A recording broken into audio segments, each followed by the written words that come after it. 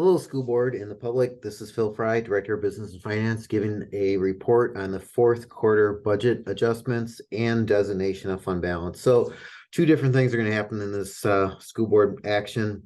One is we're going to do budget adjustments. The board approves a budget in October, and after October, every quarter we do budget adjustments. In the situation report, you see the budget adjustments that we did February 13th and April 24th.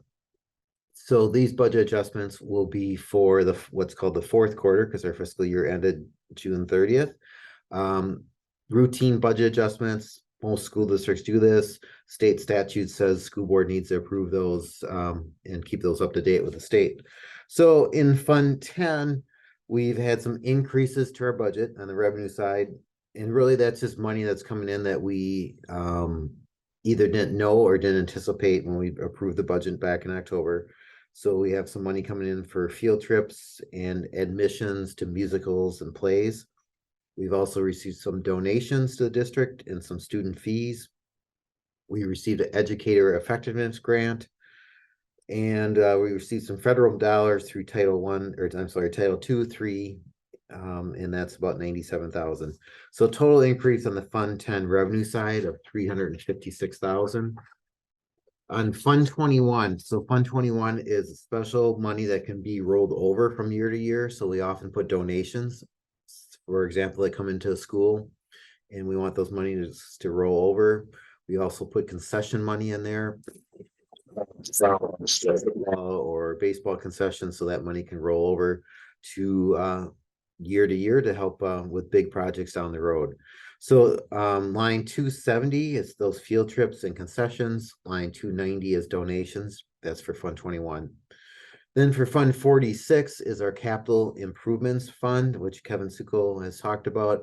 That is money that we've accumulated in Fund 10, transferred to Fund 46, and then that money can be used in Fund 46 again for capital projects down the road.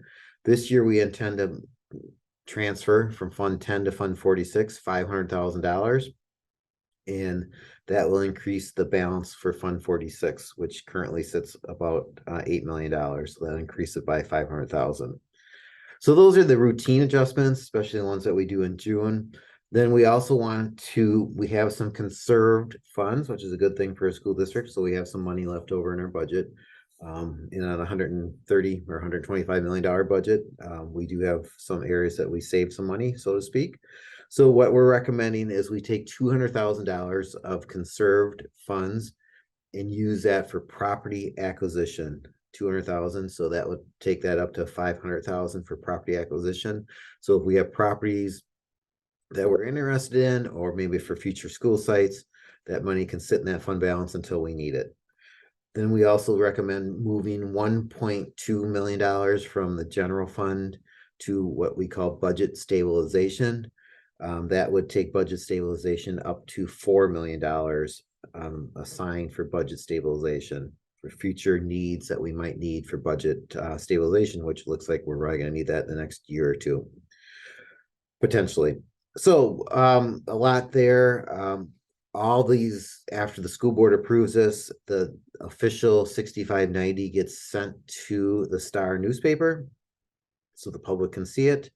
So you can see the in the recommendation, I won't read it to you, but it's pretty clear that to approve the budget transfers and to assign $200,000 for property acquisition, $1.2 million for budget stabilization from Fund 10 conserved funds.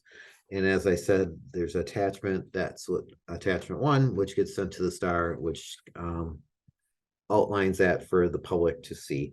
As always, if you have any questions on this, just feel free to reach out to me ahead of the school board meeting. That would be great. And have a great day. Thank you.